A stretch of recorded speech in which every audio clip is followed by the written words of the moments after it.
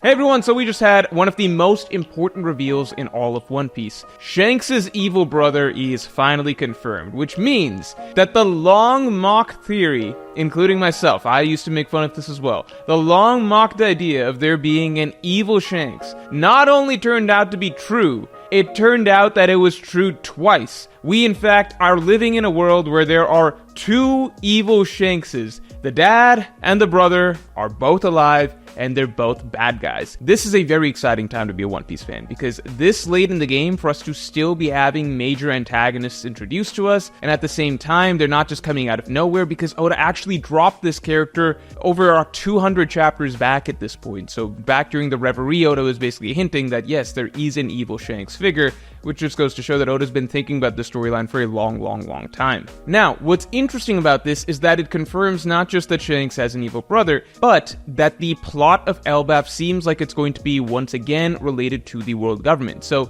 it felt like Egghead was about that, a giant raid on Egghead Island, and now it's starting to seem like Elbaf is also going to be similar. We're just going to be dealing with a different group of individuals. So with Egghead, it was Marines and the Buster Call, and mainly the Gorosei at the forefront of the raid. Well, here in Elbaf, it seems like it's going to be mainly God's Knight centric, so this is going to be our chance to debut them, and I kind of like the way that Oda's doing this. I personally don't know if this is going to be an arc where the God's Knights are all defeated. I feel like Oda may be saving all the big fights and all the big matchups and all the big factions winning or getting taken out or whatever for the final war, which may be the arc after this. I do feel like Elbaf is set to be a really good showcase for the God's Knights, much in the same way that Egghead was for the Gorosei. So Oda's kind of setting up the pieces. In Egghead, we got to see a little bit of the Seraphim, we got to see a little bit of the Gorosei, right? So now we understand those threats exist. Now in Elbaf, we're getting to see the God's Knights, and it's going to be their playground and their time to be the main villains. And then finally, in the final war, we're going to see just everybody going at it, and we'll get to see all of these major world government villains being taken down bit after bit, till finally Emu himself is defeated. Blackbeard pirates and how all that works into it, that's a theory for another day.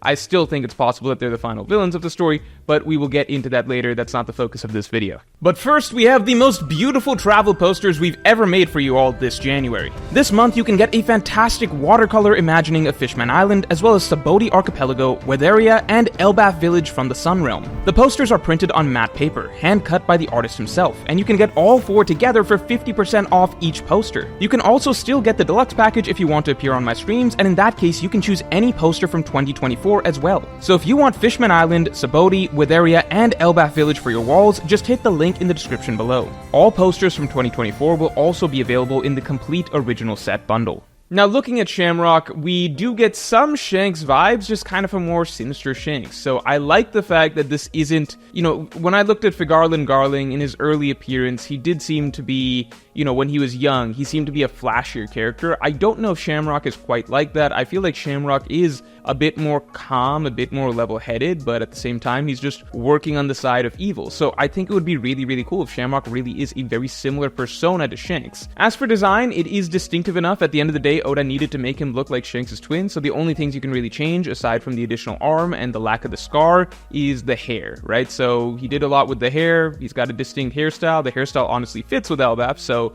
I guess thematically he fits in with this arc quite well. Then looking at Gunko, Gunko's ability was very interesting to me. I don't know if what she's saying is literal, in that once she set a certain future, then that future will always happen, because that is a very powerful ability. Yet again, we come to the conundrum of like, okay, well, can it be stopped with Haki? Maybe even with Future Sight or something like that, but if it can be stopped with Haki, I think that it's tricky, because the way that Devil Fruit powers and Haki interact has slowly come to be that no matter how interesting a Devil Fruit power is, Haki can just beat it. So I don't know, I'm still adjusting to that reveal, although that was kind of established more and more from Wano onwards. So with her ability, though, it just seems so powerful that it's almost like, yeah, Haki has to be able to stop that, otherwise just how would you even deal with something like this? We got a great display of resolve from Loki in this chapter, and interestingly, we got to see a little bit more of Harold and his resolve in this chapter as well. So Harold's design is not what I expected at all. For such a peace-loving king, he has a very fearsome appearance. In fact, many were saying that I saw in the comments, he has Kaido vibes, if anything. Many are saying that he might even be related to Kaido. The similarity is so distinctive. But Oda does like to think of certain acts that can display the conviction or will or resolve of certain characters. So even before ever meeting Harold in any sort of flashback,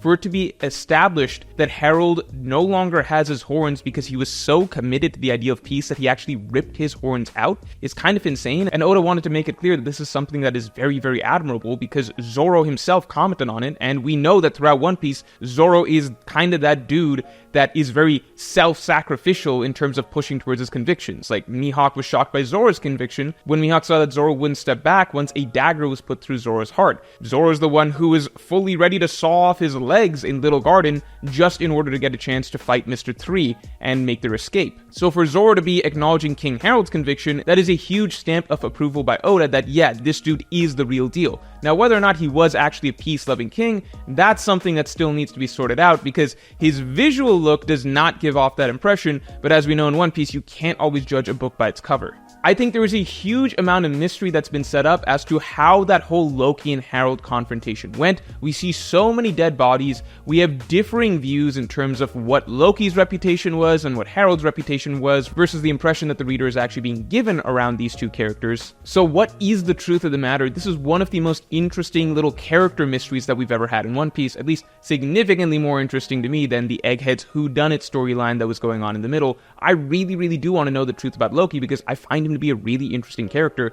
and again, just the resolve that he showed at the end of this chapter is a testament to what a strong-willed and significant character he's likely going to be over the course of Elbaf and potentially going forward in the story in general. But finally, the character that most impressed me this chapter was in fact Roto. So, I don't know if Roto is supposed to be a redeemable character here or not, but it seems like that is the direction Oda's going, because once you have a character that's willing to pledge himself to somebody else to make their dream come true and all that, it's coming into the territory of being a very likable figure, right? So, I mean, Zoro even in a bit of a tongue-in-cheek moment by Oda, he comments on that in a sort of meta way that, well, that's like such a generic motivation, when in reality that is Zoro's motivation, and it's one of the most likable, if not the most likable aspects of Zoro's character and what makes him such a special character in fiction in general. So that was honestly my favorite Zoro comment in I don't even know how many hundreds of chapters. I felt like that was a very, very, very good, just a great little offhand remark by him that actually spoke volumes and actually suggests that there's much more to Roto than meets the eye.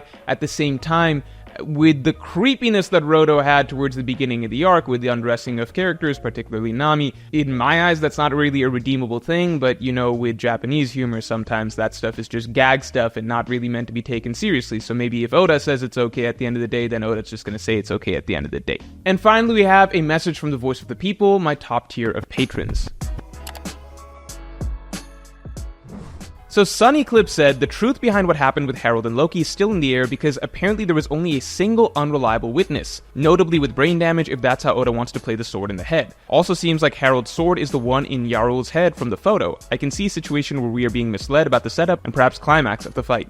The point about the sword and Yarul's current brain condition is phenomenal because, yeah, it suggests strongly that there is something to this whole scenario that we are missing. Was Harold the bad guy? Was Loki the bad guy? Were they being manipulated against one another? As we've seen so many times in past One Piece arcs, like with Dressrosa and the framing of King Riku, or Alabasta and the framing of King Cobra, is there something more at play? Or was maybe King Harold legitimately a bad guy? All the eyewitnesses are dead, except for one who is now unreliable. I just love the juiciness of this central drama that Oda has set up for this arc, and the best part is, it's around a character that I'm very, very interested in, Loki. So I'm sure that by the end of this, he will go down as one of my favorite side characters in One Piece. He's already set up to have a very tragic hero storyline here. So, that's all for this week's chapter, and I will talk to you all next week.